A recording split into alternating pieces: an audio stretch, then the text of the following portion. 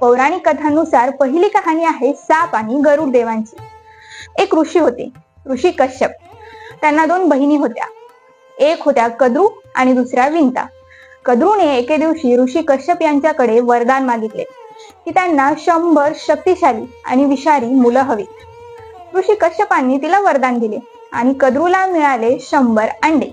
हे पाहून विंताला हेवा वाटला आणि तिनेही महर्षी कश्यपांकडे वरदान मागितले, आपल्याला बहीण कद्रू इतके 100 मुलं तर नकोत, पण मला कमी मुलंही चालतील, पण सर्वात ताकदवान मुलं हवीत, असं वरदान विंताने मागितले। महर्षी कश्यपांनी तथास्तु म्हटलं आणि विंताला 2 मोठी अंडी मिळाली। हळूहळू कद्रूला मिळालेल्या अंड्यातून मुलं बाहेर निघू लागली। ही मुलं म्हणजे साप। जगभरातील सर्व सापांची आई म्हणून कद्रूला ओळखलं जातं। कद्रूची विषारी मुलं जन्माला येताना पाहून विंता व्याकुळ झाली आणि तिने घाईघाईने आपल्याला मिळालेल्या 2 पैकी 1 अंड फोडलं।